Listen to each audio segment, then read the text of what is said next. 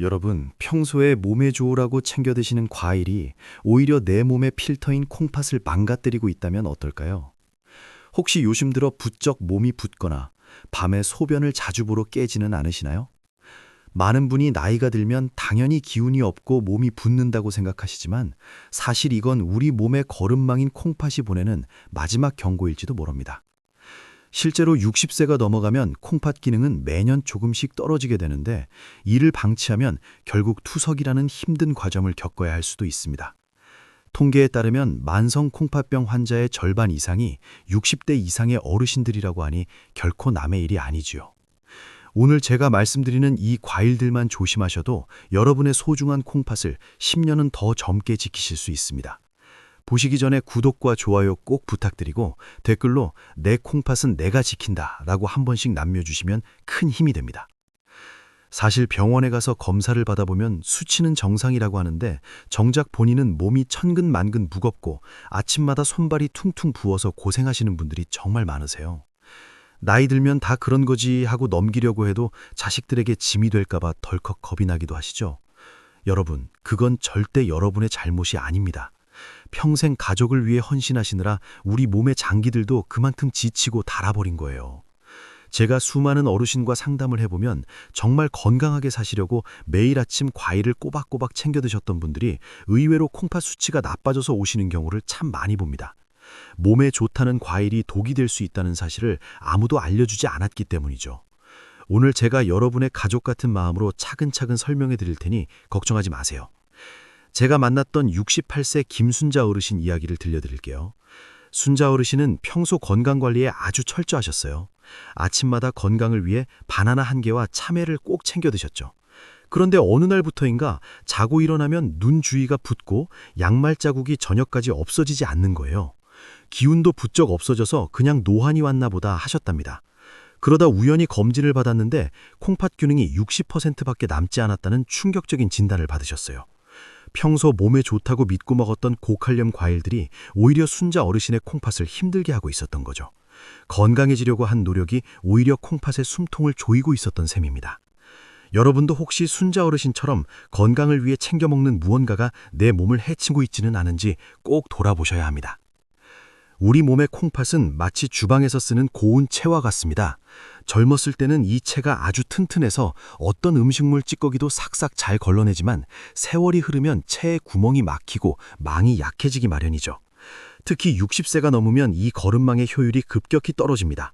그런데 여기에 칼륨이 너무 많은 과일을 들이부으면 어떻게 될까요? 막힌 거름망 위로 진흙탕물을 쏟아붓는 것과 같습니다. 콩팥이 미처 걸러내지 못한 칼륨이 피 속에 쌓이게 되면 심장이 두근거리고 근육이 떨리는 위험한 상황이 올 수 있어요. 단순히 노화 때문이 아니라 우리가 매일 먹는 식습관, 그리고 순환, 그리고 콩팥의 여과 능력이 복합적으로 얽혀서 나타나는 현상입니다. 마치 오래된 정수기 필터를 교체하지 않고 계속 사용하는 것과 같은 이치지요. 그렇다면 과일을 아예 먹지 말아야 할까요? 아닙니다. 방법은 의외로 아주 간단합니다. 콩팥에 무리를 주지 않으면서도 과일의 비타민을 챙길 수 있는 똑똑한 섭취법이 있거든요. 바로 칼륨 함량이 높은 과일 4가지를 피하고 대신 먹을 수 있는 대체 과일을 찾는 것입니다. 이 습관 하나만 바꿔도 우리 몸속의 필터인 콩팥은 다시 편안하게 숨을 쉬기 시작할 거예요. 칼륨 수치를 조절하면 혈액이 맑아지고 붓기가 가라앉으며 아침에 일어날 때 몸이 한결 가벼워지는 것을 느끼실 수 있습니다. 이제부터 제가 알려드리는 4가지 과일은 꼭 기억해 두셨다가 장바구니에서 잠시 빼두시길 바랍니다. 첫 번째로 피해야 할 과일은 바나나입니다. 바나나는 칼륨 덩어리라고 불릴 만큼 함량이 높아 콩팥이 약한 분들에겐 부담이 큽니다. 두 번째는 참외와 멜론입니다.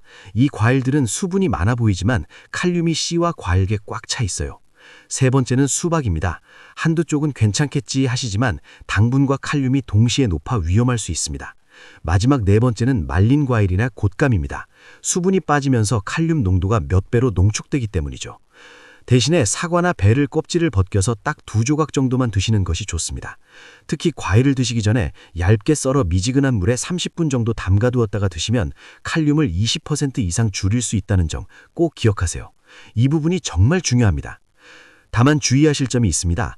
이미 당뇨약을 복용 중이거나 고혈압으로 콩팥 합병증이 있는 분들, 그리고 콩팥 수치가 3단계 이상으로 낮아지신 분들은 과일을 드시기 전에 반드시 주치의와 상담을 하셔야 합니다. 몸 상태에 따라 사과 한쪽도 독이 될 수 있기 때문이죠. 또한 이뇨제를 복용 중인 어르신들은 칼륨 농도가 급격히 변할 수 있으니 더욱 주의가 필요합니다. 본인의 정확한 콩팥 수치를 알고 있는 것이 무엇보다 중요하니 다음 병원 방문 때 꼭 선생님께 제 콩팥 수치는 몇 단계인가요? 라고 물어보세요. 이것이 여러분의 생명을 지키는 가장 확실한 방법입니다. 아까 말씀드린 순자 어르신은 어떻게 되셨을까요? 제가 알려드린 대로 매일 먹던 바나나와 참외를 끊으셨어요. 대신 사과를 얇게 썰어 물에 담갔다 드시는 방법으로 바꾸셨죠. 불과 한 달 만에 아침마다 퉁퉁 붓던 다리 붓기가 싹 빠졌답니다. 밤마다 화장실 가느라 3번씩 깨던 증상도 줄어들어서 잠을 푹 자게 되니 얼굴색부터 달라지셨어요. 이제는 동네 산책도 가뿐하게 다니시고 기운이 넘치신다며 제 손을 꼭 잡고 고맙다고 말씀하시더라고요. 여러분도 충분히 이렇게 되실 수 있습니다. 사소한 습관 하나가 60대 이후의 삶의 질을 완전히 바꿔놓을 수 있습니다. 콩팥 건강을 위해 과일 조절과 함께하면 좋은 생활 습관도 알려드릴게요. 먼저 미지근한 물을 자주 조금씩 마시는 습관을 들여보세요. 너무 많은 물은 오히려 콩팥에 부담을 주니 종이컵으로 하루 6잔 정도가 적당합니다. 그리고 하루 20분 정도 가벼운 걷기는 혈액순환을 도와 콩팥의 여과작용을 돕습니다. 음식을 싱겁게 드시는 것은 기본이겠죠. 짠 음식은 콩팥의 적입니다. 조금만 신경 써서 생활 습관을 바꾸면 우리 몸은 반드시 정직하게 반응합니다. 에휴, 이제 와서 무얼? 이라고 생각하지 마시고 지금 이 순간부터 딱 하나씩만 실천해보세요. 나이 탓으로 돌리며 소중한 건강을 포기하지 마세요. 오늘 제가 알려드린 콩팥을 망가뜨리는 과일 이야기 꼭 기억하시고 오늘 밤부터는 내 몸을 위한 올바른 선택을 시작하시길 바랍니다. 여러분의 콩팥은 충분히 다시 건강해질 수 있는 힘을 가지고 있습니다. 늦었다고 생각할 때가 가장 빠른 때라는 말 아시죠? 여러분의 편안한 밤과 활기찬 노년을 제가 진심으로 응원하겠습니다. 오늘 영상이 도움되셨다면 주변 친구분들께도 공유해 주시고 더 궁금한 점은 댓글로 남겨주세요. 여러분 모두 100세까지 장생하시길 바랍니다. 감사합니다.